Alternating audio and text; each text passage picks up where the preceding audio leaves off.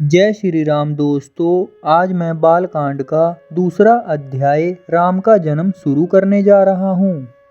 मंत्री गणों तथा सेवकों ने महाराज की आज्ञानुसार श्यामकर्ण घोड़ा चतुरंगी सेना के साथ छुड़वा दिया।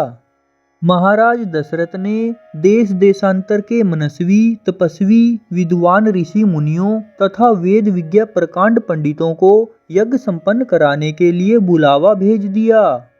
निश्चित समय आने पर समस्त अभ्यागतों के साथ महाराज दशरथ अपने गुरु वशिष्ठ जी तथा अपने परम मित्र अंग देश के अधिपति लोभपाद के जमाता अंग ऋषि को लेकर यज्ञ मंडप में पधारे।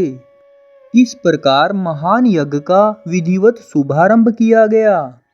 संपूर्ण वातावरण वेदों की ऋचाओं के उच्च स्वर में पाठ से गूंजने तथा समीधा की सुगंध से महकने लगा। समस्त पंडितों, ब्राह्मणों, ऋषियों आदि को यथोचित धन धान्य गो आदि भेंट करके सादर विदा करने के साथ यज्ञ की समाप्ति हुई। राजा दशरथ ने यज्ञ के प्रसाद चरा को अपने महल में ले जाकर अपनी तीनों रानियों में वितरित कर दिया।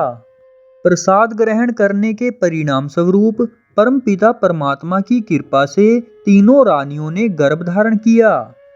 जब चैत्र मास की शुक्ल पक्ष की 9वीं तिथि को पुनर्वसु नक्षत्र में सूर्य, मंगल, शनि, बृहस्पति तथा शुक्र अपने अपने उच्च स्थानों में विराजमान थे, कर्क लगन का उदय होते ही महाराज दशरथ की बड़ी रानी कौशल्या के गर्भ से एक शिशु का जन्म हुआ, जो कि श्यामवर्ण, अत्यंत तेजोमय, परम कांतिवान तथा अद्भुत सौंदर्यशाली था। उस शिशु को देखने वाले ठगे से रह जाते थे।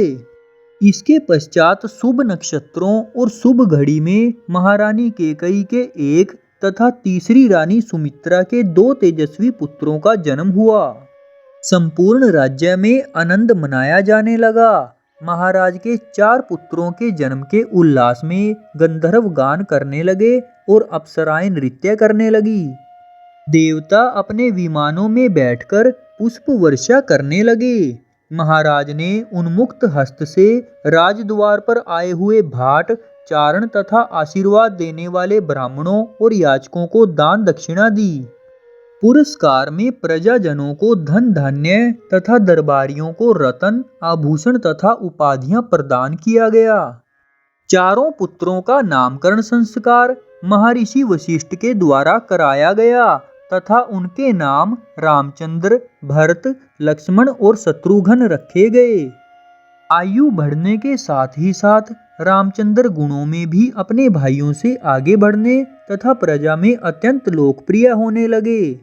उनमें अत्यंत विलक्षण प्रतिभा थी, जिसके परिणाम स्वरूप अल्पकाल में ही वे समस्त विषयों में पारंगत हो गए। उन्हें सभी प्रकार के अस्त्र शस्त्रों को चलाने तथा हाथी, घोड़े एवं सभी प्रकार के वाहनों की सवारी में उन्हें असाधारण निपुणता प्राप्त हो गई।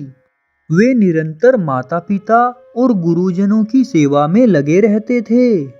उनका अनुसरण शेष 3 भाई भी करते थे।